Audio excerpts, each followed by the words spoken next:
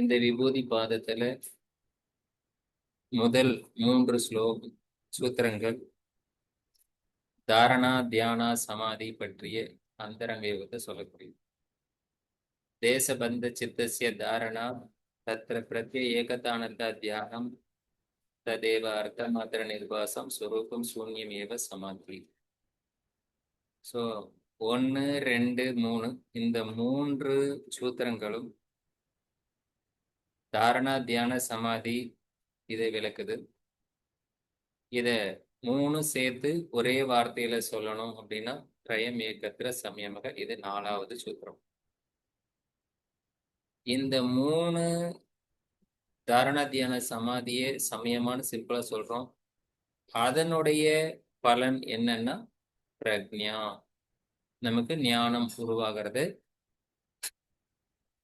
சொல்லக்கூடிய சூத்திரம் 5வது சூத்திரம். இது எப்படி நடக்குது அப்படிங்கிறது படிப்படியா நிகழுதுன்னு சொல்றது 6வது சூத்திரம். அந்தரங்க யோகம்னு சொல்றது 7வது சூத்திரம். நிர்பீஜ சமாதி அடைஞ்சவனுக்கு இது பகிரங்கம்னு சொல்லக்கூடியது 8வது சூத்திரம். 8 சூத்திரங்கள் வரைக்கும் இந்த யோகத்தை சிம்பிளா சொல்லி அறிமுகப்படுத்தப்படுது. அந்தரங்க யோகத்தை, அதனுடைய தன்மையை, அதனுடைய பலனை சொல்லப்பட்டது. இதுல இந்த பிரக்ஞா சமாதி, மனமானது சமாதி நிலையை அடையும் போது நம்மளுடைய மனதுல எப்படி இந்த பிரக்ஞை, அந்த ஞானமானது எப்படி உதயமாகுது அப்படிங்கிறத, இந்த சமாதி நிலையில நம்மளுடைய சித்தவிருத்தியானது நிரோதம் அடைஞ்சு சமாதி நிலையை அடையிறத பரிணாமத்ரயம் அப்படின்னு படிக்கணும். நிரோத பரிணாமம், சமாதி பரிணாமம், ஏகாகிரத பரிணாமம், எப்படி 3 பரிணாமம் படிக்க போறோம். இந்த 3 பரிணாமத்துக்கு 4 சூத்திரம். அப்போ 9, 10, 11, 12 இந்த 12 வரைக்கும் இருக்கக்கூடிய சூத்திரங்கள் இந்த பரிணாமத்திரயத்தை சொல்லக்கூடியது. இந்த பரிணாமத்திரயத்தினால, இந்த பரிணாமத்திரயத்தினுடைய பலன் என்ன அப்படின்னா பஞ்சபூதங்கள், இந்திரியங்கள். பஞ்சபூதங்கள் இந்திரியங்களை பத்தி நமக்கு எல்லாமே தெரியும். என்னென்ன தெரியும்னா 4 அதனுடைய பரிணாமம், அதனுடைய லட்சணம், அவஸ்தா, பரிணாமம், அதெல்லாம் தெரியும் நமக்கு. 4 ஆஸ்பெக்ட்ல எல்லா விஷயமும் நம்ம தெரிஞ்சுக்கலாம். அதை தொடர்ந்து உள்ளாரக்கூடிய தர்மானுபாதி தர்மி, உள்ளாரக்கூடிய ஆத்மாவை தரிசிக்கிற வரைக்கும் நமக்கு கிடைக்கும்னு சொல்றதுதான் இந்த 13, 14, 2 சூத்திரங்கள். அது மேலேயே நீங்க சமயமா பண்ணா உங்களுக்கு அதீத அநாகத ஞானம் வரும் அப்படிங்கிற வரைக்கும் நம்ம பார்த்து, அடுத்து 16ல நம்ம சர்வபூத ருத ஞானம் வரைக்கும் நேற்று பார்த்தோமா? நினைவா இருக்கா? இதெல்லாம் அப்படியே கரெக்டா இருக்கான்னு பாருங்க. இப்ப நம்ம பேசுனதெல்லாம் கரெக்டா இருக்கான்னு பாத்துருங்க. நம்ம படிச்சதெல்லாம், நேற்று படிச்சதெல்லாம். தேசபந்த சித்தசிய தாரணா அப்படியே மனப்பாடம் ஆயிடுச்சா? விளக்கமும் தெரியுமா? ஏதாவது தெரியலன்னா நிறுத்திடுவோம். தத்திர பிரத்யேக கதானத தியானம்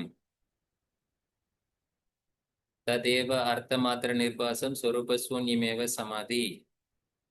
இந்த சமாதியை 3 சேர்த்து சொன்ன திரயம் ஏகத்திர சையமக, அதனுடைய பலன் தஜ்ஜயாத். இந்த 3 நிலையை கடக்கும் போது பிரக்ஞா ஆலோக தஸ்ய பூமிஷி விநியோக திரயம் அந்தரங்கம் பூர்வேபியாக ததவி பகிரங்கம் நிர்விஜஸ்ய. 8 சூத்திரங்களும் ஒரு செக்மெண்ட். சிம்பிளா அந்தரங்க யோகத்தினை பத்தின ஒரு அடிப்படையான விஷயம். அதுக்கப்புறம் பரிணாமத்துறை. வெளியில இருக்கக்கூடிய கிளிஷ்ட விருத்திகள் எல்லாம் அக்லிஷ்ட விருத்திகளால அடக்கப்படுவது நிரோத பரிணாமம். அதன் பிறகு நம்மளுடைய இதை தொடர்ந்து நம்ம அபியாசம் பண்றதுனால நமக்கு இது பழக்கமாயிடும். சர்வார்த்தமும் ஏகாகிரத நிலையை அடையும் போது சித்தமானது சமாதி பரிணாமத்தை அடையுது.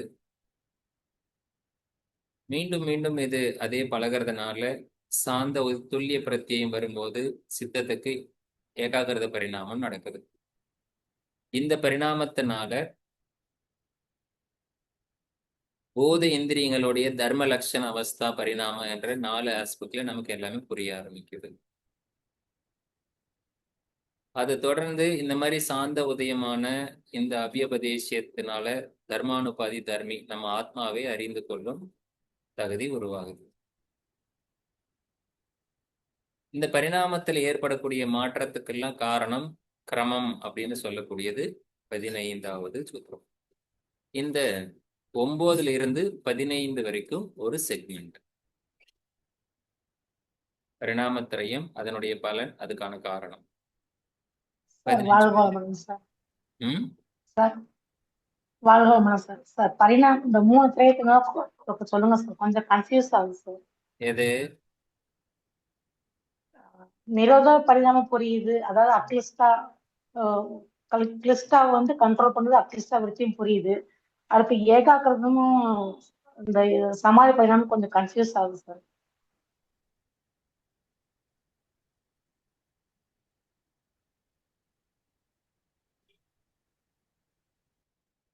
சமாதி பரிணாமத்துல என்ன வார்த்தை இருக்கு பாருங்க. சர்வார்த்தம் அப்படின்னு ஒரு வார்த்தை இருக்கு. ஏகாகிரதன்னு ஒரு வார்த்தை இருக்கு. க்ஷயம் உதயம்னு ஒரு வார்த்தை இருக்கு. அவ்வளவுதானே? இங்க 3 வார்த்தை தான் இருக்கு.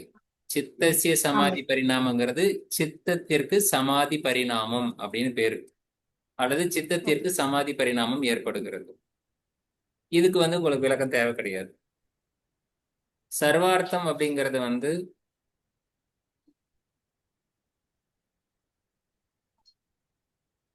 ஏகாகிருத அப்படிங்கிற ஸ்டேட்டுக்கு உங்களுக்கு ஏகாகிருத ஸ்டேட்டுங்கிறது சத்துவா ரஜஸ் தமஸ் அப்படிங்கிற குணங்களின் அடிப்படையில நாம மூதா க்ஷிப்தா விக்ஷிப்தா அப்படிங்கிற அடிப்படையில மேல ஏகாகிருத ஸ்டேட்டுக்கு வந்திருப்போம்.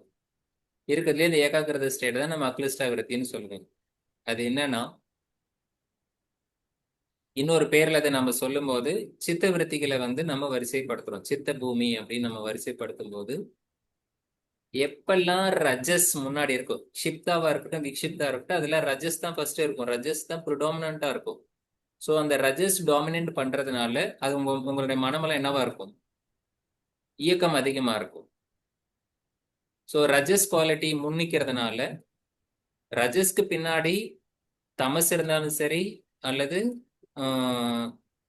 சத்துவம் இருந்தாலும் சரி, எப்படியா இருந்தாலும் ரஜஸ் குவாலிட்டி இருக்கு. அந்த ரஜஸ்னால அது இயக்கத்துல தான் இருக்கும். ஸோ மனமானது ஒடுங்கிறதுக்கு வாய்ப்பு கிடையாது.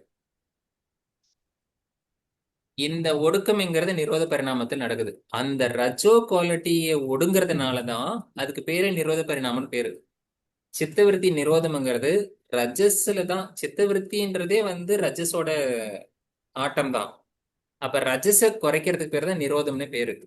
அந்த ரஜஸ் குறையுது இல்லையா, அதுதான் நம்ம அந்த நிரோத பரிணாமம்னு சொல்றோம். அந்த நிரோத பரிணாமத்துல ஏகாகிருதம் டெவலப் ஆகுது. அது இந்த ஏகாகிருதம் டெவலப் ஆகிறதா 10வது சூத்திரத்துல சொல்றது. அது என்ன சொல்றாங்கன்னா, தஸ்ய பிரசாந்த வாக்கியதா சம்ஸ்காராத்து. இதை நீங்க இந்த பிரசாந்தமான இந்த நிலை எப்படி உருவாகுன்னா, நீங்க தொடர்ந்து பிராக்டிஸ் பண்ண பண்ண பண்ண அது வரும். அப்படி இல்லைன்னா அது மறுபடியும் பழைய படிக்க போயிடும், அப்படியே ரஜஸ்க்கு ஓடிடும். இந்த ஒரு சாந்தமான உள்ளார இருந்து இப்ப இப்ப நம்மளே தியானம் பண்ணிட்டே இருக்கோம், மனசு அலப்பாஞ்சிட்டே இருக்கு. நாம என்ன பண்ணுவோம்? திரும்ப திரும்ப நம்ம தியானம் பண்றதுக்கு மனசை போக்கஸ்டா வருவோம். மனம் அலையுதுன்னு சொல்றது நம்ம மனம் தான். ஏதோ ஒண்ணு அலைஞ்சிட்டு இருக்கு, நான் இப்ப தியானம் பண்ணிட்டு இருக்கேன், நீ அலைஞ்சிட்டு இருக்கிறதெல்லாம் பொய், மனம் நீ எடுக்கிற வடிவம் தான் அப்படின்னு சொல்லிட்டு அந்த மனம் பொய்ன்னு சொல்லிட்டு இன்னொரு மனம் நம்மளோட மூச்சு காத்து கவனிக்குதுன்னு வச்சுக்கோங்களேன். அந்த மூச்சு காத்து கவனிக்கிறதுக்கு பேரு தான் பிரசாந்தமானது. அதுதான் அலையிற மனதை அடக்கிற மனம்னு சொல்லக்கூடியது. இது டெவலப் ஆக அதுதான் நம்ம ஏகாகிரதம்னு சொல்றோம். சர்வார்த்தம்ங்கிறது எல்லா விஷயத்திலையும் இந்த ஏகாகிரதம் நிலைத்து நிக்குது அப்படின்னா என்ன அர்த்தம்? ரஜோகுணம் குறைஞ்சிருச்சுன்னு அர்த்தம். ரஜோகுணம் குறைஞ்சதுனாவே அந்த ஏகாகிரத ஸ்டேட்டை அச்சீவ் பண்றோம். அந்த ஏகாகிரத ஸ்டேட்டை அச்சீவ் பண்ணீங்கன்னா அதுக்கு பேரு சமாதி பரிணாமம்னு பேரு.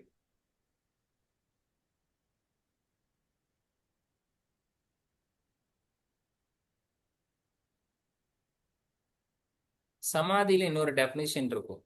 அர்த்த மாத்திர நிர்பாசா அப்படின்னு ஒரு வார்த்தை படிப்போம். அர்த்த மாத்திர நிர்பாசாங்கிறது என்னது? அதனுடைய எசன்ஸ் மட்டும் இருக்கும், மீனிங் மட்டும் இருக்கும், அதனுடைய அவுட்டர் குவாலிட்டி பத்தியெல்லாம் இருக்காது. இப்போ அதனுடைய தன்மையை மட்டும் தான் நம்ம அப்சர்வ் ஆகும். ஸ்வரூப சூன்யம் அர்த்த மாத்திர நிர்பாசாம். ரூபங்களுக்கெல்லாம் நம்ம வேல்யூ கிடையாது, அர்த்தத்துக்கு மட்டும்தான் வேல்யூ. அப்படிதான் சர்வார்த்தத்திலையும் வந்து இந்த ஏகாகிரத நிலை அப்படின்னு அடையும் போது, சாத்விக் குவாலிட்டியோட நீங்க அச்சீவ் பண்ணும்போது, அப்போ உங்க மனதோட பேர் என்ன வைக்கலாம்னா அது வந்து சமாதி பரிணாமம் பேர் வைக்கிறாங்க. அடுத்து மீண்டும் ததக அப்பொழுது, புனக மீண்டும், இந்த சாந்தமாவதும் மனமானது ஒடுங்கவும் செய்யும். அப்படியே மனம் வந்து ஒரு லெவல்ல வந்து நின்னுட்டு அப்படியெல்லாம் இருக்காது. மனமானது ரஜோகுணமும், இப்ப இப்ப வந்து சாத்விக குணம் இருக்கு. ஃபர்ஸ்ட் வந்து க்ஷிப்த விக்ஷிப்தாலாம் ரஜோகுணம் இருக்கும். ரஜோகுணத்தை ஃபாலோ பண்ணி சத்விக குணம் இருக்கலாம், தமசு இருக்கலாம். தமஸ் சத்துவத்துல மாறிக்கிட்டே இருக்கும். இதெல்லாம் நீங்க ஓவர் கம் பண்ணிட்டு நீங்க ஏகாகிரத்துக்கு போறீங்க. அங்க என்னவா இருக்கும்? சத்துவம் இருக்கும், ரஜஸ் இருக்கும். ஆனா ஒரு ஒரு டைம்ல வந்து ரஜஸ் ஓவர் கம் பண்ணி கிட்ட போகும், போய் சத்விகத்தை வந்து டாமினேட் பண்ணும். ஏன்னா அதுக்கு பேர் தான் குணவிருத்தி விரோதம்னு பேரு. மூன்று குணங்களும் ஒண்ணு ஒண்ணு டாமினேட் பண்ணிக்கிட்டே இருக்கும். அதனாலதான் இப்ப வந்து மெடிடேட்டர்ஸ் வந்து நிறைய மெடிடேட்டர்ஸ்ல வந்து உலக மக்கள் வந்து ஃபெயிலியர் ஆகிறதுக்கு காரணமே இதுதான். ஆனா அதுக்காக வந்து இந்த மூன்று குணங்களும் வந்து தப்புன்னு சொல்ல முடியாது. மூன்று குணங்களுடைய சேஞ்சஸ் எவ்வளவு ஃபாஸ்டா இருக்கோ அவ்வளவு வேகம் தான் உங்களுடைய திங்கிங் கெப்பாசிட்டி இருக்கும். இப்ப வந்து நீங்க வந்து ஒரு விஷயங்களை ஞாபகப்படுத்துறீங்க, உடனே உங்களுக்கு ஞாபகம் வருது. சந்தோஷப்படுவீங்களா, துக்கப்படுவீங்களா? சந்தோஷப்படுவேன் சார். அப்படியே ஒரு ஒரு 1000 கொஸ்டினுக்கு ஒரு 1000 பாட்டு சொன்னா எல்லாம் லைனா ஞாபகம் வருது. எப்படி இருக்கும்? அப்படின்னு என்ன அர்த்தம்? ஃபாஸ்டா உங்களுக்கு நினைவுக்கு வருதுன்னா சித்த விருத்தி அவ்வளவு சேஞ்சஸ் ஆகுது. இந்த குணங்கள் வந்து மூன்று குணங்கள் அவ்வளவு ஃபாஸ்டா வந்து சேஞ்சஸ் நடக்குது. ஒரு செஸ் விளையாடுறீங்க, சிஸ்டம் எப்படி ஒர்க் ஆகுது? ஒரு சிஸ்டம் வந்து செஸ் விளையாடணும், நம்ம செஸ் கூட விளையாடணும்னா அது எவ்வளவு ஃபாஸ்டா மூவ் பண்ணுது, நாம ஏன் ஸ்லோ பண்றோம்? அப்ப அதனுடைய திரிகுணாஸ் அதுக்குள்ளார அவ்வளவு சேஞ்ச் ஆகுது, நமக்குள்ளார அதனுடைய வேகத்தை. அப்ப உங்களுக்கு ஒரு காரியம் நடக்கணும்னா உங்களுடைய மூன்று குணங்களும் வேகமா நடக்கணும்னு எதிர்பார்ப்பீங்க. மெடிடேஷன் பண்ணும்போது அதெல்லாம் ஒடுங்கணும்னு நினைக்கிறோம். பழக்கத்துல அப்படி இருக்கிறதுனால, நம்ம நிறைய இதை ஃபாஸ்ட் பண்ணி வச்சிருக்கிறதுனால, இங்க தவத்துல போகும்போது, மெடிடேஷன் போகும்போது ரிவர்ஸ் ப்ராசஸ் பண்றோம். அதனுடைய வேகத்தை குறைக்கிறோம். மூன்று குணங்களுடைய சேஞ்சஸை வந்து நம்ம ஸ்லோ டவுன் பண்ணணும். அதுக்கு பேர் தான் அபியாசம்னு பேரு. ஏன் அபியாசம் கொடுக்குறாங்கன்னு, நீ தொடர்ந்து பண்ண, அப்பதான் உன்னால பண்ண முடியும். அதே டைம்ல நீ உலகியல் விஷயத்துல வேகப்படுத்தி இருக்க பாருங்க, அதெல்லாம் நீ அதெல்லாம் நீ துண்டிக்கணும். அதுக்கு பேர் தான் வைராக்கியம். அப்படி துண்டிக்கலைன்னா இந்த ப்ராசஸ் நடக்காது. சோ இப்படி பழக்கப்பட்ட இந்த மனமானது புனக மீண்டும் சாந்தமாவதும் உதயமாவதும் நிகழ்ந்து கொண்டே இருக்கும். ஆனா அந்த உதயத்துல கூட சாந்தம் இருக்கு. உதித்தவ் சாந்தம், இந்த மாதிரி ஒரு, அதாவது மென்டல் ஃப்ரீக்வன்சி வந்து ரொம்ப குறைஞ்சிருந்தாலும் கூட ஒரு சின்ன வேவ்ஸ் இருக்கும். ஆனா அது எதுக்கு சம்பந்தமா இருக்குன்னா பிரத்யயம், துல்லிய பிரத்யயம் சொல்லக்கூடியது. நம்மளுடைய ஒன்னே ஒண்ணுதாம்மா, பிரதிபலிப்பு அப்படின்னு ஒரு வார்த்தை வச்சுக்கோங்க. இப்போ ஒரு லைட் இருக்கு, லைட்ல வெளிச்சம் வெளியே வருது. எங்க இருந்து வருது? லைட்டோட வெளிச்சம் எங்க ஆரம்பமாகுது?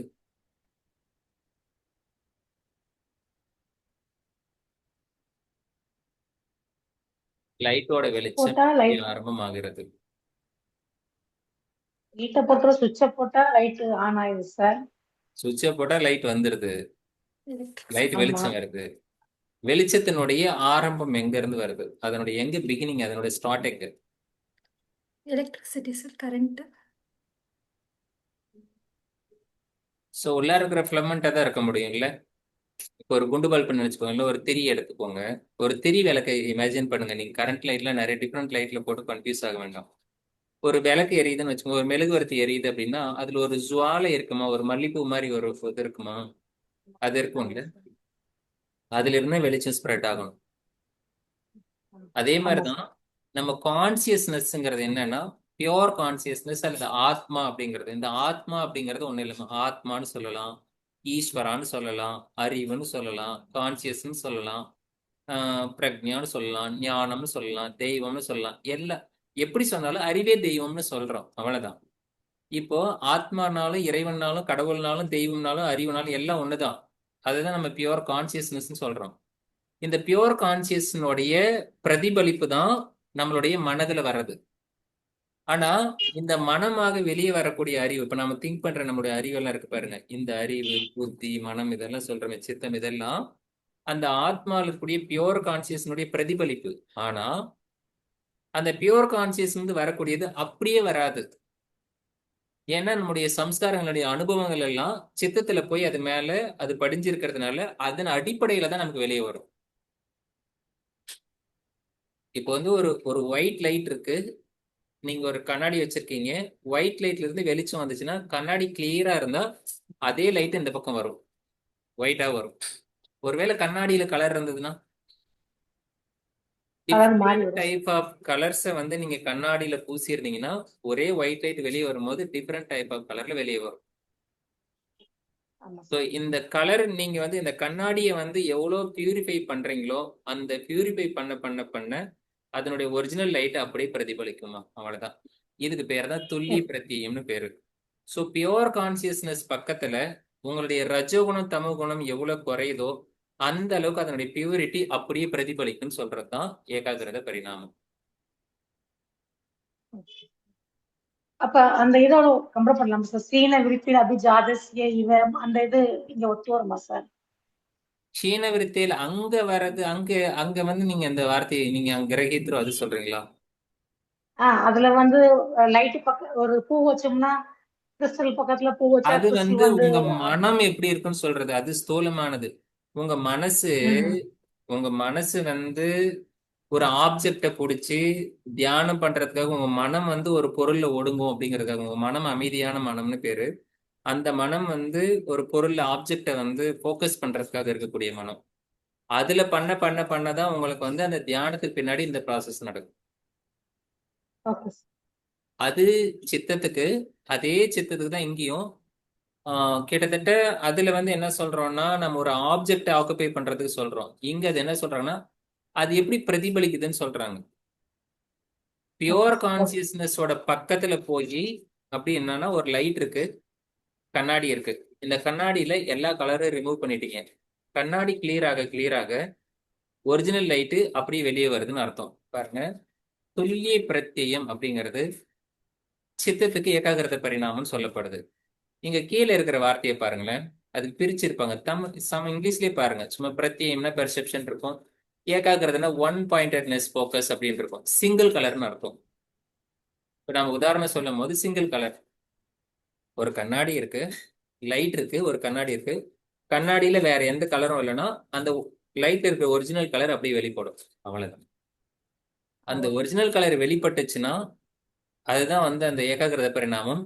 அப்படி ஒரிஜினல் வெளிப்பட்டுச்சுன்னா உங்களுக்கு எல்லாமே தெரியும்னு சொல்றாங்க. ஏன்னா அந்த ஒரிஜினல்ல அந்த பியோர் கான்சியஸ்னஸ்ல இந்த உலகத்துல பிரபஞ்சத்துல இருக்கக்கூடிய எல்லாமே அதுலயே இருக்கு. ஈஸ்வரோட குவாலிட்டியை படிக்கும் போது முன்னாடியே படிச்சிருக்கோம். நிரதிசயம் சர்வஜ்ஞத்துவ பீஜம். சோ நிரதிசயம் அப்படின்னா சயம்னா குறைவில், அது வற்றாயிருப்பு. அது ஒரு பேரறிவு, வற்றாயிருப்பு. பேரறிவுன்னா அந்த அறிவு, அதுதான் நம்ம கான்சியஸ்னு சொல்றோம், அல்லது துல்லிய பிரத்யம்னு சொல்றோம், அது முழுமையான அறிவுன்னு சொல்றோம், அல்லது பூரணம்னு சொல்றோம். அது அந்த அறிவு அப்படின்னு சொல்லக்கூடியது பேரறிவு, வற்றாயிருப்பு, அது குறையாது. அதே போ எல்லாத்துக்கும் அதுதான் மூலமா இருக்கும், பீஜமா இருக்கும். அதுதான் பேசிக் ஃபார்முலா. அதுல எல்லாமே உருவாகும். பிரஜாபதி, பிரஜைகள் எல்லாம் பதி அப்படிங்கிற மாதிரி அந்த பிரஜாபதி, கணபதி, கணங்களுக்கு எல்லாம் பதியாக இருக்கக்கூடியது பதி. இப்படி அது ஒரு பாட்டு கூட வரும்ல, 9 கோள்களும் ஒன்றாய் சேர்ந்தது, ஒரு கணபதிக்கு ஒரு பாட்டு வரும்ல. ஆமா சார். விநாயகர் பாட்டு வருது சார். விநாயகர் பாட்டு வருமா? அந்த பாட்டு ஆரம்பிக்கிறதுக்கு முன்னாடி ஒரு டயலாக் வரும், அது கேட்டிருக்கீங்களா? கேட்டிருக்கேன் சார். ஃபர்ஸ்ட் வரும் சார். அதுல கொடுத்துருப்பாங்க. அதேதான் அந்த அறிவு தான். ஸோ எல்லாத்துக்கும் அந்த ஈசன் நிலையை குறிப்பிடுறதுதான் அந்த ஈசன் நிலையில் இருக்கிறதுனால அது பக்கத்துல உங்க மனம் ஒடுங்கி சத்துவ குணத்துல அங்க போய் பக்கத்துல போகும்போது உங்களுக்கு இந்த மாதிரி எல்லாமே புரிய ஆரம்பிக்கும் அப்படின்னு சொல்லுது.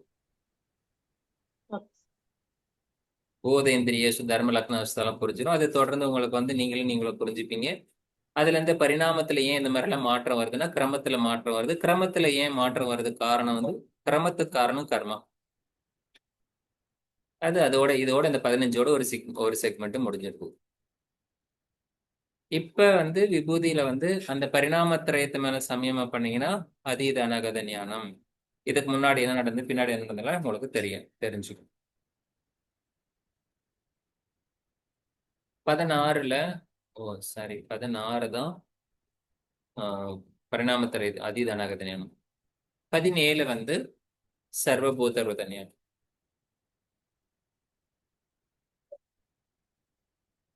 எனக்குள்ளார ரெக்கார்ட் ஆயிருந்தது இந்த சர்வபூத ஞானம் 16ன்னு இப்பதான் 16 17 கண்ண மூடிட்டு சொன்னப்ப 16ல சொல்லியிருப்பேன். அது 17ல இருக்கு. நடுவுல இருக்கக்கூடிய பிரமாண்யத்துவத்தை விட்டுட்டேன் நான்.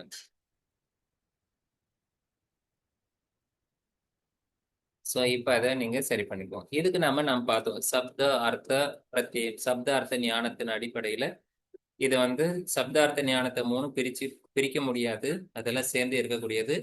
ஆனா பிரிச்சு சமயமா பண்ணீங்கன்னா உங்களுக்கு எல்லா ஜீவராசிகளுடைய மொழிகளும் தெரியும் அப்படிங்கறதும் ஒரு ஞானம், ஒரு சித்தி. சம்ஸ்காரத்தை மேல டைரக்டா நாம சமயமா பண்ணா பூர்வ ஜாதி ஞானம் நமக்கு வரும். பிரத்யஸ்ய பரச்சித்த ஞானம். நம்மளுடைய பிரத்தியம் நம்ம தியானம் பண்ணும்போது மற்றவங்களுடைய சித்தத்தை பத்தி நம்ம தெரிஞ்சுக்கலாம்.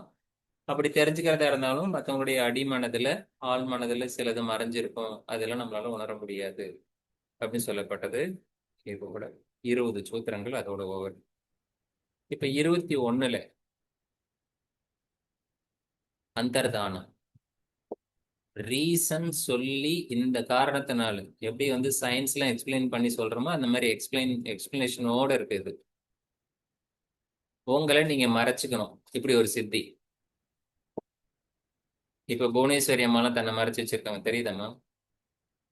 அவங்க வந்து ஸ்கிரீன்ல இருக்கிறாங்க. எனக்கு தெரியுது, உங்களுக்கு எல்லாம் பி மட்டும் தானே தெரியும் ஸ்கிரீன்ல. அதான் அந்தர்தானம்.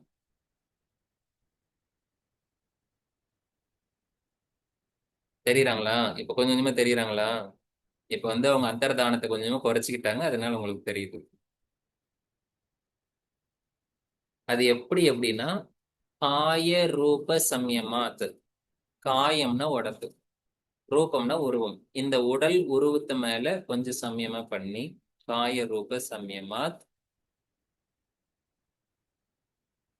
தத்து கிராகிய சக்தி. தத்துன்னா அது இந்த உடலுக்கு கிராகிய சக்தி இருக்கு, கிரகித்து கொள்ளும் சக்தி இருக்கு. இந்த கிரகித்து கொள்ள சக்தி அப்படிங்கிறது வந்து பிரதிபலிக்கும் சக்தி. சோ கிரகித்து கொள்ளுதுன்னா உள்ளார வாங்க, நம்ம மேல வந்து ஒரு ஒளி பட்டது அப்படின்னா அது உள்ளார வாங்கணும், அது உள்ளார வாங்கிக்கணும். அப்படி வாங்கலைன்னா அது ரிஃப்ளெக்ட் ஆயிடும். இப்போ ஒரு டார்ச் லைட்டை எடுத்து ஒரு ஒரு தண்ணியில் அடிச்சீங்கன்னா அது தண்ணிக்குள்ளார அந்த லைட் வந்து அப்படியே உள்ளார போயிட்டே இருக்கு. கண்ணாடியில் அடிச்சீங்கன்னா உங்க கண்ணுக்கு ரிஃப்ளெக்ட் ஆகி கண்ணு பூசும். அந்த தண்ணிக்கு கிராகிய சக்தி இருக்கு. அந்த கிராகிய சக்தி உள்ளார வாங்கி, இப்ப கண்ணாடிக்கு அதே மாதிரி உள்ளார ஒரு இது இருக்கு, வாங்கி தான் அது ரிஃப்ளெக்ட் பண்ணுது.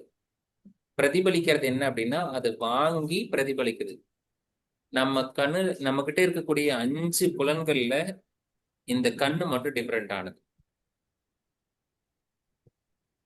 கண்ணை தவிர மீதி எல்லாம் ஆகாசன்னு சொல்லக்கூடிய விண் என்ற தத்துவம், அதுல இருந்து வரக்கூடிய வான்காந்தம் அல்லது வேறு ஏதாவது ஒரு காந்த தத்துவம் அந்த தன்மாத்திரையில் இருக்கக்கூடிய ஸ்பரிச சப்த ஸ்பரிச ரூபம் மட்டும் இல்லை, மீதி எல்லாம் ரச கந்த இதெல்லாம் நம்ம புலன்களை வந்து ரீச் பண்ணணும்.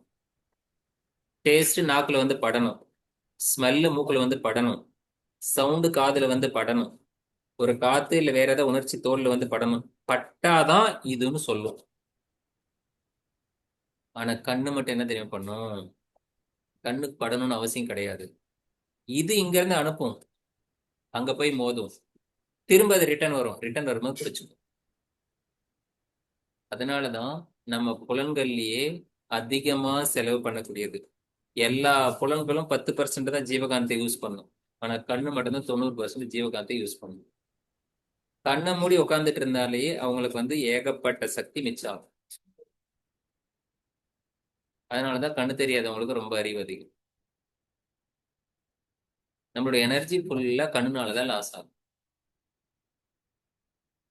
ராகிய சக்தி கிரகித்து கொள்ற சக்தி இருக்கு. அடுத்த வார்த்தை தான் முக்கியம். ஸ்தம்பே சக்ஷுகு.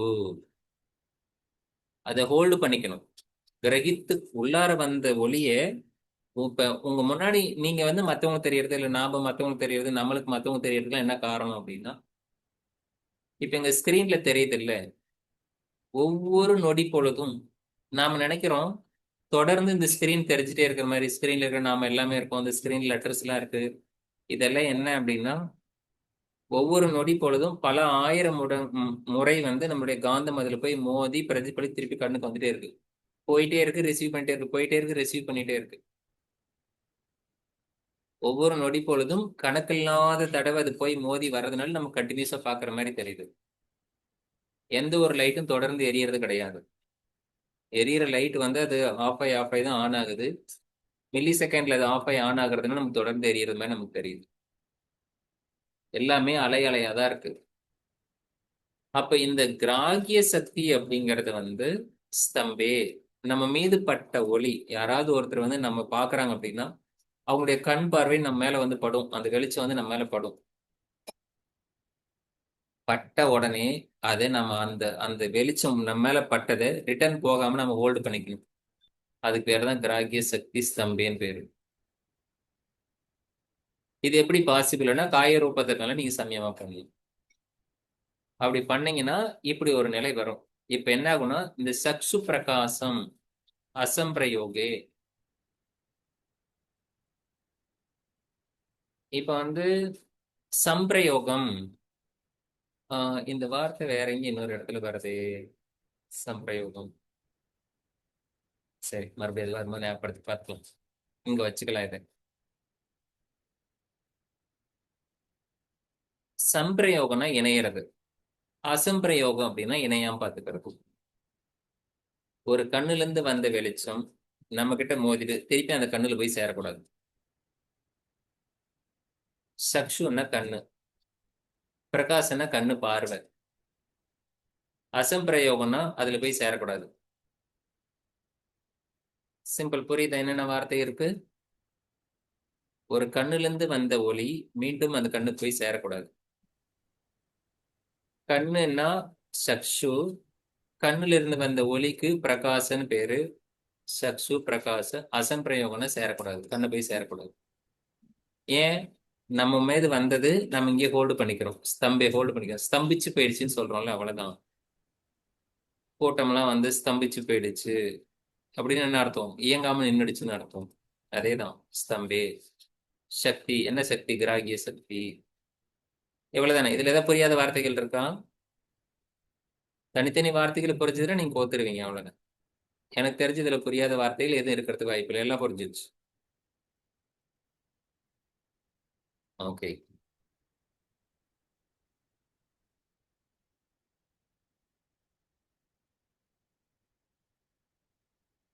ஏதேன சப்தாதி அந்தர்தானம் உத்தம். உத்தம் அப்படின்னா இது போல மத்ததெல்லாம் பண்ணலாம் அப்படின்னு சொல்றாங்க. ஏதேன இதே போல, சப்தாதி சப்தன்னா சவுண்டு, சவுண்டு முதற்கொண்டு இது எல்லாமே பண்ணலாம் அப்படின்னு சொல்றாங்க. இதுல எந்த இந்த இந்த சூத்திரத்தை வந்து சில டெக்ஸ்ட்ல வந்து தூக்கிடுவாங்க, இருக்காது. அதனாலதான் சில டெக்ஸ்ட்ல விபூதி பாதம் 55 சூத்திரங்களை வச்சுட்டு இருக்கும். ஏன் இதை தூக்கிட்டாங்க அப்படின்னா, கண்ணிலிருந்து ஒரு ஒரு வெளிச்சமானது ஒரு பொருள்ல போய் படுது, அது ரிட்டர்ன் வருது. அதனால வந்து அந்த பர்சன் வந்து அவங்க ஹோல்டு பண்ணிக்கிட்டாங்கன்னா நமக்கு தெரியாது அப்படின்னு சொல்றது. ஆனா இங்க மகரிஷி என்ன சொல்றாருன்னா, இந்த சூத்திரம் என்ன சொல்லுதுன்னா, எப்படி சக்ஷு பிரகாசம் இருக்கோ, கண்ணு ஒளி இருக்கோ, கண்ணு ஒளி எப்படி நம்ம ஹேண்டில் பண்றோமோ அதே போல இந்த சப்தம் முதற்கொண்டு எல்லாத்தையும் இதே போல நம்ம ஹேண்டில் பண்ணலாம் அப்படின்னு சொல்றாரு. இவ்வளவுதான் இந்த சூத்திரம் இருக்கு. இதே போல சப்தம் உள்பட அனைத்தையும் நம்ம வந்து மறைச்சுக்கலாம். நம்மளுடைய சப்தங்களை மறைக்க முடியும், கந்த ரசகந்த எல்லாம் மறைக்க முடியும் சொல்லப்படுது. அடுத்து வந்து இந்த இந்த 23. ம். பஞ்சபூதங்கள்ல கண்ணு வச்சு சொன்னீங்க, அதே மாதிரி மத்த பூதங்களையும் இந்த மாதிரி பண்ணலாம் சொல்ல வராங்க சார். என்னம்மா? இப்ப கண்ணை வச்சு நம்ம அந்த இது சொன்னீங்க ஃபர்ஸ்ட், அது வந்து காயரூப சமயமாக்கு. அப்ப அந்த இதுக்கு வந்து அப்ப மத்த இது காது இது வச்சு கூட நம்ம பண்ணிக்கலாமா அப்படின்னு கேட்கிறேன் சார். காது, காது தோல், இல்லை. ஸ்பரிசம். ம். இங்க நம்ம காது புலன்களுக்கே வர்றதில்லை. சோ அதனுடைய தன்மாத்திரைகளுக்கு தான் வரும். அவர் கொடுத்திருக்கிறது சப்தாதி, சப்தங்கள் முதற்கொண்டு அப்படின்னா சப்தம், ஸ்பரிசம், மத்த இருக்கக்கூடிய ரச கந்த, இந்த 4. சப்தாதி அப்படின்னா என்ன அர்த்தம்னா, அந்த ஆதி அப்படிங்கிறது வந்து முதற்கொண்டு, இவை தொடர்ந்து அப்படின்னு அர்த்தம். அப்படி வரக்கூடியதெல்லாம் இதே போல பண்ணலாம் அப்படின்னு சொல்றாரு. அடுத்து வந்து அபராந்த ஞானம். அபராந்த ஞானம் அப்படிங்கிறது வந்து அபராந்தக அப்படின்னா டெத்து. அபராந்தக ஞானம் அப்படிங்கிற டெத்தை பத்தின ஞானம். எப்பொழுது உயிர் பிரியும், இந்த உடலை விட்டு எப்பொழுது பிரியும், அல்லது நாமெல்லாம் என்ன சொல்லுவோம்னா இறந்து போயிட்டாருன்னு சொல்லுவோம். அப்படின்னா இந்த உடம்புல இருந்து உயிர் பிரிஞ்சிருச்சு அப்படின்னு நம்ம சொல்லுவோம். ஆனா யோகிகள், ஞானிகள் இந்த உடலை விட்டு விட்டார்கள் அப்படின்னு சொல்லுவாங்க. அவங்க இந்த உடலை விட்டுட்டாங்க அப்படின்னு சொல்லுவாங்க. மற்றவங்களுக்கெல்லாம் உயிர் போயிடுச்சு அப்படின்னு சொல்லுவாங்க. ரெண்டுத்துக்கும் வித்தியாசம் இருக்கு. அது நம்மளை விட்டுட்டு போறதுக்கும் நாம அதை விடுறதுக்கும் வித்தியாசம் இருக்கு.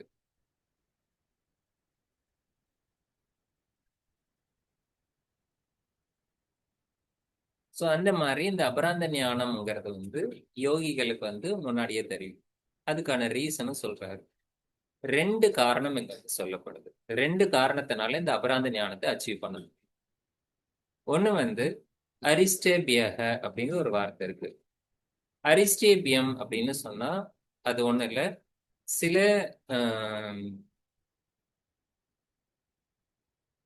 சிக்னல். அது எப்படி சொல்றது, இப்ப வந்து இந்த அமாவாசை வருது, பௌர்ணமி வருது. இப்ப நாமெல்லாம் வந்து வழக்கமா வந்து நம்ம என்ன சொல்லுவோம், சகுனம் பாக்குறதுன்னு சொல்லுவோம் இல்ல.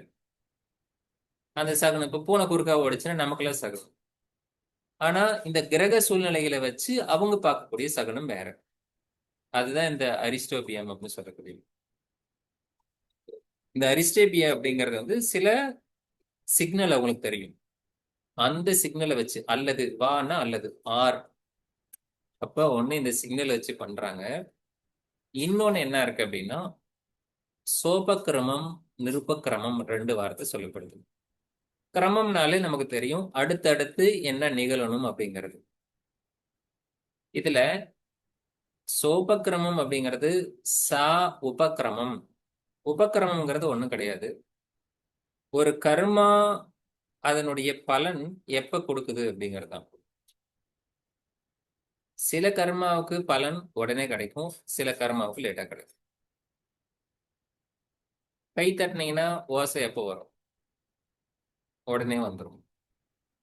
ஒரு நாயை கல் எடுத்து அடிச்சா அந்த நாய் எப்ப நம்மள கடிக்க வரும்? அப்பவே அந்த நாய் கடிக்க வரலாம், இல்ல பயந்துட்டு ஓடி போயிடலாம். அந்த நாய் உங்களை கடிக்காம கூட செத்து போயிடலாம்.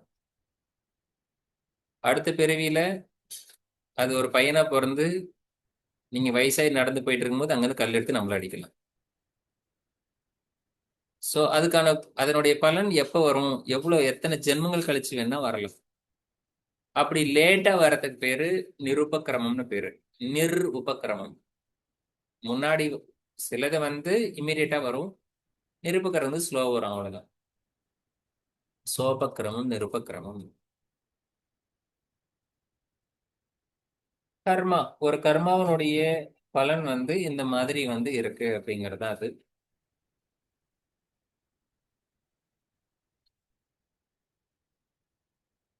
தத்து சமயமாது,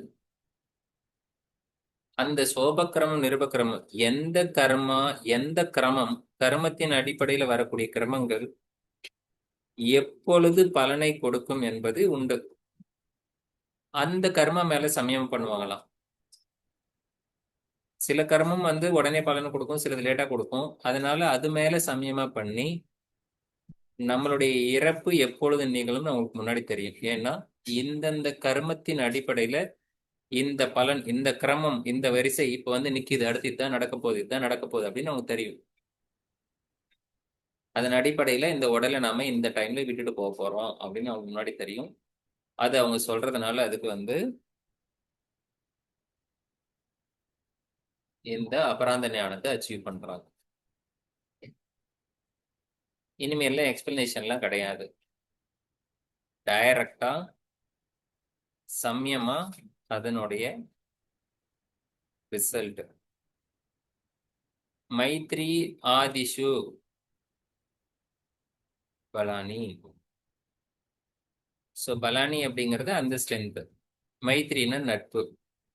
நட்பு மட்டும் சொல்லல, ஆதிசுன்னு சொல்லப்பட்டது. ஆதிசு அப்படின்னா முதற்கொண்டு, நட்பு முதற்கொண்டு, எதை வேணா நீங்க எடுத்துக்கலாம். உறவு முறையை சொல்லக்கூடியது. எந்த உறவு முறையை நம்ம அந்த உறவை பேஸ் பண்ணி சமயமா பண்றோமோ அந்த உறவு மேம்படும், அவ்வளவுதான். நெகட்டிவா சொல்ல பாசிட்டிவா சொல்லியிருக்காரு, அவ்வளவு. இங்க அஸ்தி பலாதீனி, இங்க அந்த ஆதினி வருது. ஆதினி அப்படிங்கிறது ஒண்ணு இல்லை, அஸ்தின்னா யானை, பலாதீனி யானை முதற்கொண்டு எந்த ஜீவன் மீது நாம சமயம் பண்ணாலும் அந்த பலம் நமக்கு வரும்.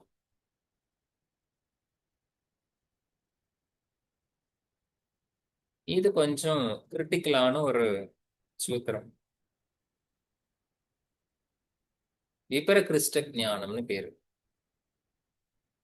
இதுல இருக்கக்கூடிய ஒவ்வொரு வார்த்தையும் கொஞ்சம் பொறுமை நிதானமா பாருங்க. பிரவருத்தி அப்படின்னு ஒரு வார்த்தை இருக்கு. பிரவருத்தியாலோகான்யாசாத் சூக்ஷ்ம வியவகித விபர கிருஷ்ட ஞானம். பிரவருத்தி அப்படிங்கறத வந்து சித்தவிருத்தி கேள்விப்பட்டிருக்கோமா?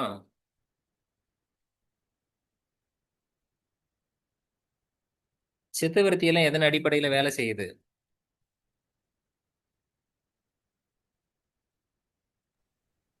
சித்தவிருத்தி எல்லாம் எதன் அடிப்படையில் வேலை செய்கிறது? உங்களுடைய எண்ணங்கள் எதன் அடிப்படையில் எழுகிறது? சம்ஸ்காரம் சார். ஓல்டு கர்மா இல்லையா? அனுபவங்கள்ல உள்ளார கர்மா இருக்கிறதுனால அதுல இருந்து பிரதிபலிப்பு தான் சித்தவிருத்தி. உள்ளார சித்தம் ஓல்டு இல்லைன்னா உங்களுக்கு விருத்தி உருவாகாது. இந்த சித்த விருத்தி எல்லாம் ரெடியூஸ் ஆயிடுச்சுன்னு வச்சுக்கோங்களேன். சித்த விருத்தி, அந்த சித்தம் இல்லைன்னா சித்தத்துல இருந்து விருத்தி உருவாகுது. சித்தமே இல்லை. இப்போ ஒரு ஒளி இருக்கு, ஒரு கண்ணாடி இருக்கு, கண்ணாடியில அழுக்கு இருக்கு. இந்த கண்ணாடியில அழுக்க பொறுத்து உள்ள இருக்கிற ஒளி வெளியே வந்து இந்த கண்ணாடியில பட்டு அழுக்குல வெளியே வரும்போது வெவ்வேறு கலரா வருது. அழுக்கே இல்லைன்னா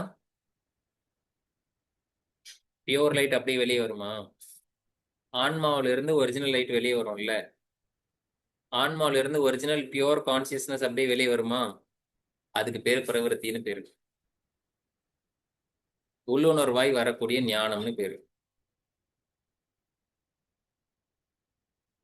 ஒரிஜினல் ஞானம் நமக்குள்ளாரே. இது இன்னொரு இடத்துல வரும், பிராதிபாத் வா சர்வம். சோ அந்த பிராதிபை அப்படின்னு சொல்லுவோம். அது உள்ளுணர்வா வரக்கூடிய ஞானம், நமக்கே உள்ளார வரக்கூடிய ஒரிஜினல் ஞானம். எந்த விதமான தொழில் அனுபவமோ புற விஷயங்கள்ல இருந்து புலன்கள் மூலமா நீங்க கொண்டு போய் ஸ்டோர் பண்றதெல்லாம் ஒரு விதமான ஸ்டோரேஜ் தான். அது இல்லாம வரதுதான் பிரவருத்தி. இந்த பிரவருத்தி அப்படிங்கிறது இன்னொரு வார்த்தை கேள்விப்பட்டிருக்கீங்களா? நிவிருத்தி. பிரவருத்தி மார்க்கம், நிர்வர்த்தி மார்க்கம் கேள்விப்பட்டிருக்கோமா? உங்க கர்மாவோடைய செயலின் அடிப்படையில வரக்கூடியதுல செயல் கர்மாவை வந்து செயல் புரிஞ்சுக்கிட்டு எந்த விதமான பலனும் எதிர்பார்க்காம ஒரு கர்மா செஞ்சீங்கன்னா அது வந்து உங்களை வந்து பிரவர்த்தி மார்க்கத்துல கூட்டு போய் உங்களை சரி பண்ணும். அதுவுமே இல்லாம இருந்தீங்கன்னா நிவர்த்தி மார்க்கம், ஞான யோகம், சந்நியாசம், எனக்கு எதுவுமே இல்லாம இருக்கிறது. இந்த மாதிரி பிரவர்த்தி மார்க்கம் நிவர்த்தி மார்க்கத்தை வந்து ஈசாவாசி உபனிஷத்துல முதல் 2 ஸ்லோகம் எக்ஸ்பிளைன் பண்ணும். ஈசாவாசி உபனிஷத்துல முதல் ஸ்லோகம் நிர்வர்த்தி மார்க்கம், 2வது பிரவர்த்தி மார்க்கம். இந்த பிரவருத்தி அப்படிங்கிறது இங்க வந்து பிரவருத்தி ஆலோகா, illumination. சரி, இந்த பிரவருத்தி ஆலோகம் அப்படிங்கறத வந்து இந்த ஆலோகங்கிற வார்த்தை எங்க யூஸ் பண்ணிருக்கிறதுக்கு முன்னாடி?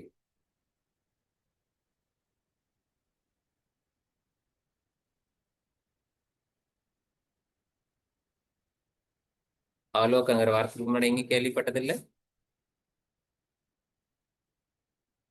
5வது சூத்திரம் என்ன?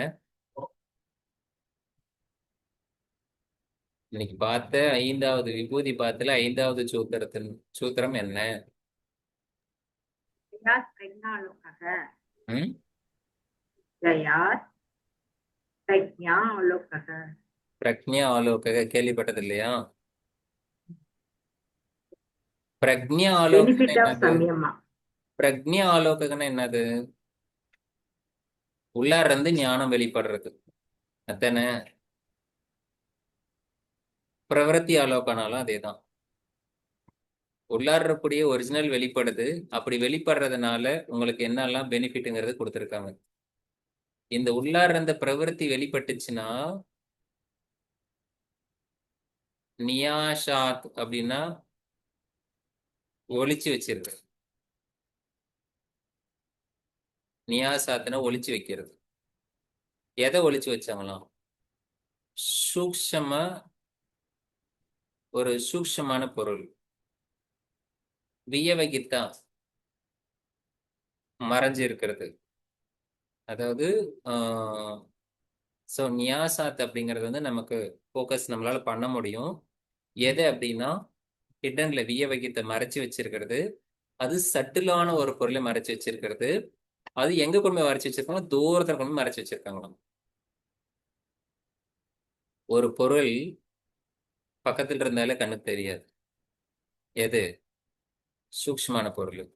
இப்ப நம்மளே நம்ம வீட்லயே ஏதாவது ஒரு பொருள் இருக்குன்னா நம்ம தேடுறோம், பக்கத்துல தானே இருக்காங்க, தான் கண்ணு முன்னாடி தானே இருக்குது, எடுக்க முடியல. தூரத்துல இருக்கிற பொருள் கண்ணுக்கு தெரியுமா? கண்டிப்பா கண்ணுக்கு தெரியுது. அது சூக்ஷ்மமான பொருளா இருந்தா பக்கத்துல இருந்தாலும் தெரியாது, அது வேற தூரத்துல இருக்கு. அதுக்குள்ள ஒளிச்சு வச்சுட்டா இப்படி தூரத்துல சூக்ஷ்மமான பொருளே ஒளிச்சு வச்சிருந்தா கூட அது கூட நம்ம கண்ணுல தெரியுமா? அதை நம்ம கண்டுபிடிச்சு போகணும்.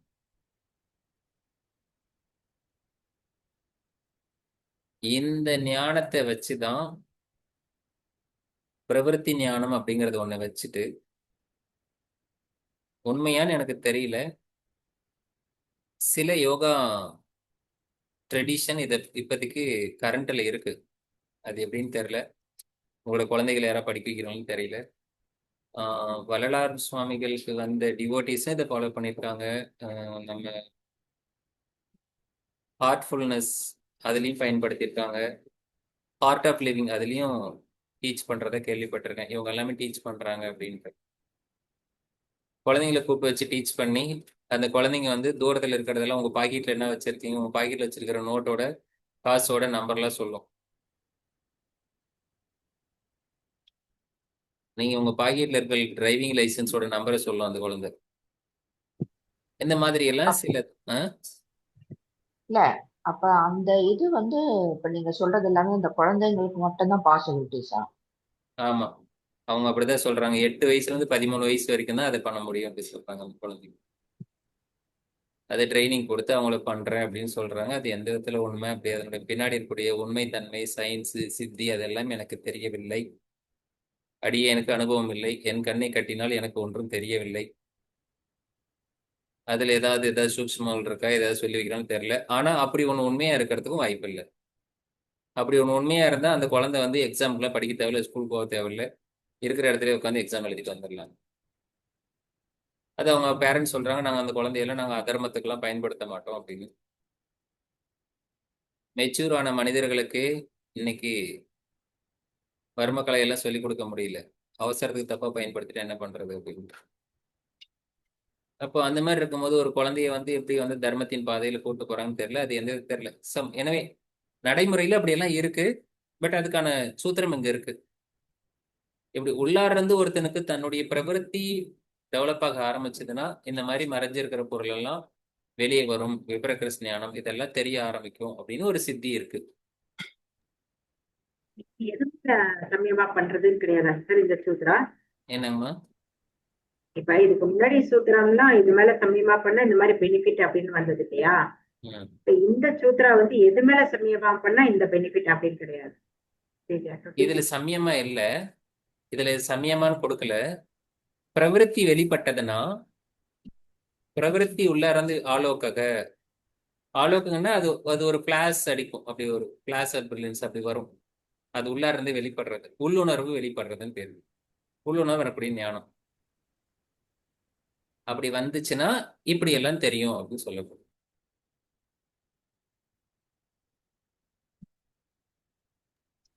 சார் பிரவர்த்தினா இப்போ கிட்டத்தட்ட இஎஸ்பி பவர்ன்றாங்க, அது மாதிரியா சார்? அதனால அந்த பவர் கிடைக்கும்னு சொல்றாங்க. Okay sir. புவன ஞானம் சூரிய சமயமா. புவனம்னா உலகம். உலக உருண்டை மேல நீங்க சமயமா பண்ணீங்கன்னா சூரியனை பத்தி தெரிஞ்சுக்கலாம். உங்களுக்கு சாரி, சூரியன் மேல சத்தியம் பண்ணீங்கன்னா புவனத்தை பத்தி தெரிஞ்சுக்கலாம். சூரியன் மேல நீங்க மெடிடேஷன் பண்ணீங்கன்னா இந்த உலக உருண்டையை பத்தி தெரிஞ்சுக்கலாம். சந்திரே தார வியோக ஞானம். தாரனா ஸ்டார், நட்சத்திரம். வியோகம்னா அமைப்பு. நட்சத்திரங்களுக்கெல்லாம் ஒரு அமைப்பு இருக்கு. இந்தந்த டிஸ்டன்ஸ்ல இவ்வளவு தூரத்துல இப்படி எல்லாம் இருக்கு அப்படின்ட்டு அது வந்து நிலா மேல சந்திரன் மேல சமயமா பண்ணுன்னா நட்சத்திரங்கள்லாம் எப்படி அமைய பெற்றிருக்கு அப்படிங்கிற ஒரு ஞானம் நமக்கு வரும்.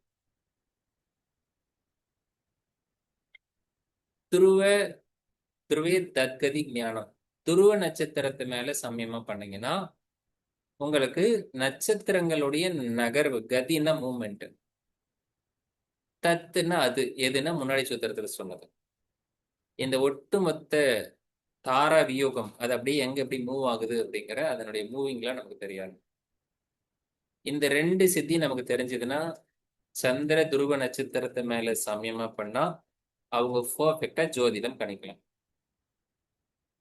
வானத்துல இருக்கிறது எங்கெங்க நகருதுன்னு தான் அவங்களால சொல்ல முடியுமே தவிர ஒருத்தனுடைய பர்டிகுலர் மனிதனுடைய உடம்புல என்ன சேஞ்சஸ் வரும், என்ன நடக்குன்னு கணிக்க முடியாது.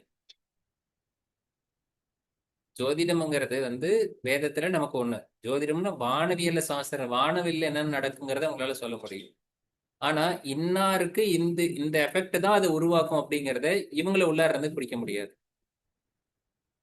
வானத்தில் நடக்கக்கூடிய சேஞ்சஸ் எல்லாம் பிடிச்சிடலாம், இப்படி சமயமா பண்ணி நம்ம கண்டுபிடிச்சிடலாம்.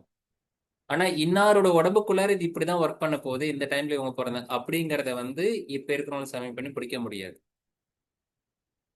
சோ ஜோதிடம் உண்மை. அந்த ஜோதிடத்துக்கும் இப்ப இருக்கிற ஜோதிடத்துக்கும் சம்பந்தம் இருக்கலாம், இல்லாமலும் போகலாம். உங்களுக்கு தெரிஞ்சதுன்னா நீங்க யாருக்கு சொல்லிக்காதீங்க.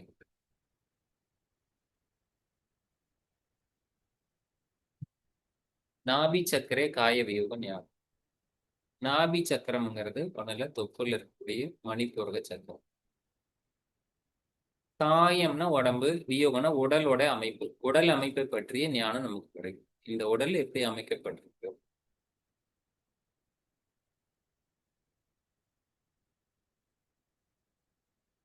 கண்ட கூப்பே சுத்தி பாசா நிவர்த்திக்கு. கண்ட கூப்பேங்கிறது வேற ஒன்றும் இல்லை, நம்முடைய தொண்டைக்குழி. அது மேல சமயமா பண்ணா நமக்கு சுத்தி பாசம் அப்படின்னா பசி தாகம் நிவர்த்தி ஆகும். கூர்ம நாடியாம் ஸ்தைரியம். கூர்ம நாடி அப்படிங்கறது வந்து நம்மளுடைய செஸ்ட்ல சென்ட்ரல் அநாகத சக்கரா இருக்கிற இடம். இது மேல சமயம் பண்ணா ஸ்தைரியம் கிடைக்கும். உறுதித்தன்மை வரும், மன உறுதி கிடைக்கும். மூர்த்தா அப்படின்னா உச்சந்தலை. மூர்த்த ஜோதிஷி, உச்சந்தலையில ஒரு ஜோதி இருக்காங்க, அது மேல சமயம் பண்ண சித்தர்களை தரிசிக்கலாம். இந்த இடத்துல பாருங்க 34 பிராதிபாத் வா சர்வம். இந்த பிராதிபாத் வா அப்படிங்கிறதும் அதே பாருங்க ஸ்பான்டேனியஸ் இலுமினேஷன் இருக்கு, கண்டினியூஸா உள்ள இருந்து பிரதிபலிக்கக்கூடியது. அப்படி நம்ம எப்படி அங்க பிரவருத்தின்னு சொன்னோமோ அதே போல இது கண்டினியூஸா வந்துச்சுன்னா என்ன ஆகும்? ஸோ எல்லாமே அறியலாம். அங்க முன்னாடி பார்க்கும்போது நம்ம பூதேந்திரியேசு தர்ம லக்னவசு அதீத அநாகத ஞானம்னு சொன்னோம். அந்த மாதிரி இது தொடர்ந்து வந்துச்சுன்னா, உள்ளா இருந்து ஞானம் வெளிப்பட்டுக்கிட்டே இருந்துச்சுன்னா எல்லாமே தெரியும், சர்வ ஞானம் வருகிறது. அவ்வளவு சிம்பிளான சூத்திரம். இது வரைக்கும் எல்லாமே தெரியும் அப்படின்னு சொல்லப்பட்டு, ஹிருதய சித்த சம்மித்து. ஹிருதயம் அப்படிங்கிறது வந்து நம்ம பிளட்டை பம்ப் பண்ற ஹிருதயம் கிடையாது. ஹிருதயம் அப்படிங்கிறது வந்து இங்க ஒரு நாடி இருக்கக்கூடிய ஒரு அமைப்பு தான் சொல்றாங்க. அதுமே செஸ்ட்ல தான். அந்த இடத்துல வந்து நீங்க பண்ணும்போது சித்த சம்வித்து, சித்தத்தை பத்தி சித்தத்தினுடைய மூலம் முழுசா அறிஞ்சுக்கலாம் அப்படின்னு சொல்லப்படுது. இது வரைக்கும் ஈஸி. இந்த 36வது ஸ்லோகத்துல சொல்லப்பட்டிருக்கிறது, சூத்திரத்துல சொல்லப்பட்டிருக்கிறது புருஷ ஞானம், என்லைட்மெண்ட் அப்படிங்கிறது. இந்த சூத்திரம் புரிஞ்சதுன்னா உங்களுக்கு என்லைட்மெண்ட் வந்துடும். இன்னைக்கே என்லைட்மெண்ட் வந்துச்சா நீங்க நாளைக்கு கிளாஸ்க்கு வர மாட்டீங்க, அதனால வகுப்பேற்றாம நிறைவு பண்ணிடலாம். நாளைக்கு தான் உங்களுக்கு என்லைட்மெண்ட். ஓகேவா? எப்படியும் அந்த சூத்திரம் வந்து ஒரு 10-15 நிமிஷம் ஆட்டை போட்டுருக்கும். பிரவருத்தி அப்படின்னா வந்து ஒரு காரியத்தை வந்து எந்த ஒரு எதிர்பார்ப்பும் இல்லாம செய்யறதுன்னு சொன்னீங்க, கரெக்டா? பண்ணணும். பலனை எதிர்பார்த்து பண்ணக்கூடாது. அதுதான் பிரவருத்தி மார்க்கம் வந்து கிளியரா எக்ஸ்பிளைன் பண்ணும். குர்வன்னே வேக கர்மாணி ஜிஜீவி சேஷதம் சமாகா ஏவம் துவயி நாண்யத்தே தோஸ்தி ந கர்ம லிப்பியத்தை நரே. நரக என்றால் மனிதன் என்ற அபிப்பிராயத்தில் வாழுகின்ற ஜீவனாக நாம. மனிதன் என்ற அபிப்பிராயத்தில் நம்ம வாழும்போது இங்க எல்லாமே படைக்கப்பட்டிருக்கு. ஆனா நீங்க அனுபவிக்கிற ஒவ்வொரு அனுபவங்களுக்கும் நீங்க கடன் பட்டிருக்கணும். நீங்க செய்யற வேலை, நீங்க அனுபவிக்கிற எல்லாமே, இன்னைக்கு வந்து உதாரணத்துக்கு காலையில இருந்து நம்ம அனுபவித்த எல்லா அனுபவங்களும் பல பேரோட உடல் உழைப்புகளால வந்தது. அது எல்லாமே நம்ம திருப்பி செய்யறதுக்கு நம்ம ஒரு கடமையை செய்யணும். அந்த கடமையை செஞ்சு நம்ம தீக்கிறோம். அதுதான் நீங்க அந்த மாதிரி உழைத்துண்டு வளம் காத்து வாழ வேண்டும். வாழ்றதுக்கான அந்த உழைத்துண்டு வளம் காத்து வாழ்றதுக்கு பேர் பிரவருத்தி மார்க்கம்னு பேர். நாம எடுக்கிறதுக்கு எல்லாத்துக்கும் அதுக்கெல்லாம் பிராயச்சித்தம் பண்ணிடணும், தான் பிரவருத்தி. ஸோ விருத்தி மார்க்கத்துல வந்து நம்மளுடைய கர்மா அடிப்படையில பார்க்கும்போது அது அந்த சித்த விருத்தி அங்க போய் பார்க்கும்போது அங்க வந்து நம்ம பிரத்யேகத்தை எடுத்துக்கணும், ஞானத்தை எடுத்துக்கணும். அப்ப நிவிருத்தினா என்ன சொன்னீங்க? அதை கவனிக்கணும். நிவிருத்தி மார்க்கம் அப்படிங்கிறது வந்து முற்றிலும் நீங்க வந்து உணர்ந்த நிலை. இங்க எல்லாமே இறைவன் மயமானது, எல்லாம் ஈசன் மயமானது, எல்லாமே இங்க கடவுள் தான். நீயும் ஒண்ணுதான், நானும் ஒண்ணுதான், நீங்களும் பிரம்மம் நானும் பிரம்மம். சர்வ ஜீவ பிராணிகளையும் ஒன்னாவே பாவிக்கிறது. இப்ப பேதமே இருக்காது. பேதமே இல்லை அப்படின்னா எப்படி இருக்கும்? அப்ப அத்வைதம் அப்படியா? அத்வைதம் இருக்கும். அதுதான் நிவர்த்தி மார்க்கம். அந்த நிலையில வாழும்போது அவங்களுக்கு பாதிப்பே இருக்காது.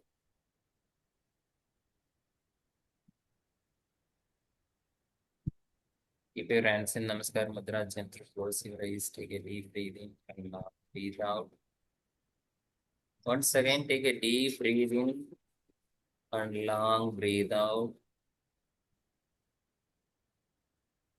Once again, take a deep breath in, hold it for a few seconds, and then slowly exhale up. Once again, take a deep breath in, hold it for a few seconds, then slowly exhale. The same again you perform with the full of awareness Inhale, hold, and slowly exhale. Om Shanti Shanti Shanti. Feel the nice vibration. Calmness of your mind. Gently rub your palms, keep on your eyes. Bring awareness on your eyes. Gently open your eyes, see the palm with a smile. Feel happy, be happy. அனைவரும் மகிழ்ச்சியோடு இருங்கள், மங்களம் உண்டாக்கட்டும். வாழ்வோம். வாழ்க வளத்துடன் sir. Thank you, sir.